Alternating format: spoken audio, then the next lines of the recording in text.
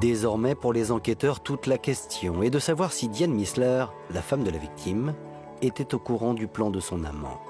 C'est en juin 1997 que Diane Larquier rencontre Paul Missler dans un avion au cours d'un voyage dans son pays natal, Madagascar.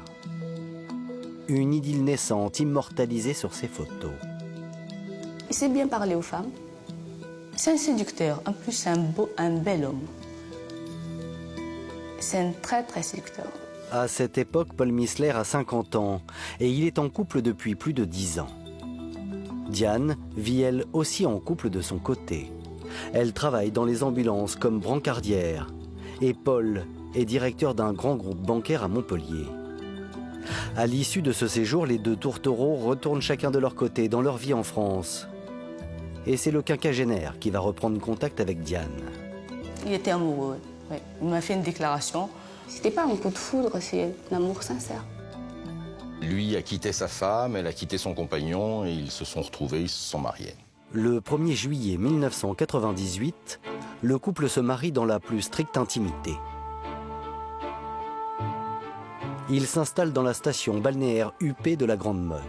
Ici, Paul investit dans 2 magasins de vêtements dont il laisse la gérance à sa femme. En 1999, un petit garçon naît de leur union.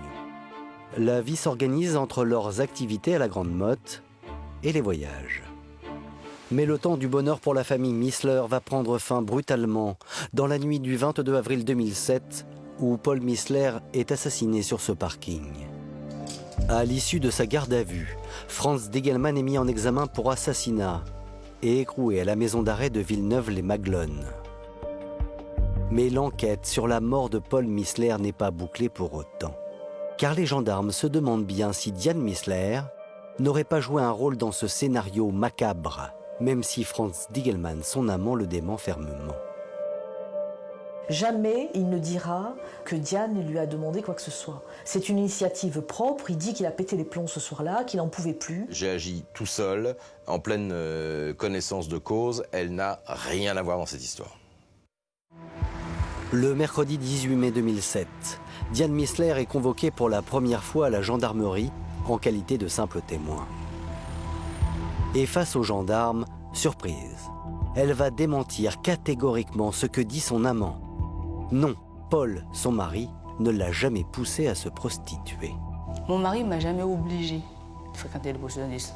Moi, ma vie privée, ma vie intime, avec mon mari, j'en parle pas, Franz Degelman.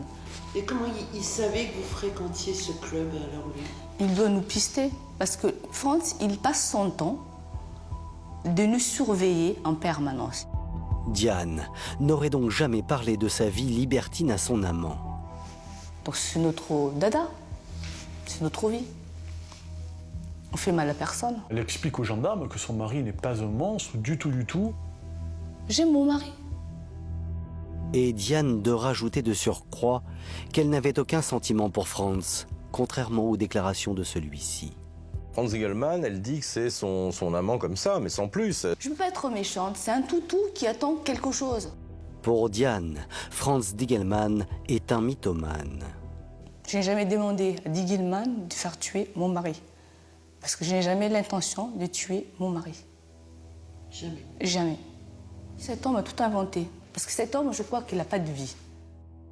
Les déclarations de Diane Missler sont diamétralement opposées à celles de son amant. Qui dit la vérité?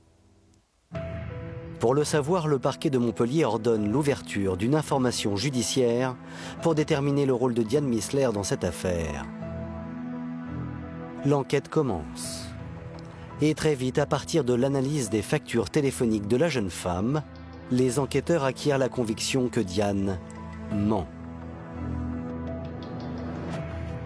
La veille du crime, la veille de l'assassinat de Paul Missler, Diane Missler et son amant vont être en contact téléphonique ou vont s'envoyer des SMS. Et là, les gendarmes se disent, il y a un loup. Pourquoi cette femme qui prétend que Franz Degelman est un amant de passage l'appelle-t-elle aussi souvent? Étrange. Les gendarmes placent alors Diane Missler sur écoute téléphonique. là, il tombe quand même sur des conversations édifiantes. On s'aperçoit qu'elle a de nombreux amants. À travers toute la France, voire même à l'étranger. Tout tourne autour de deux choses dans les discussions. Le sexe et le pognon. Le sexe et l'argent. Son mari est mort, mais bon, ça n'a pas l'air de la chagriner. Elle supplie un de ses amants de lui envoyer de l'argent. Parce que les chaussures, ça marche plus très bien depuis que les journaux ont signalé cette affaire. L'amant lui envoie de l'argent, et puis quand on regarde ce qu'elle fait dans les jours qui suivent, elle va au restaurant, elle va en boîte, et elle est avec un autre de ses amants.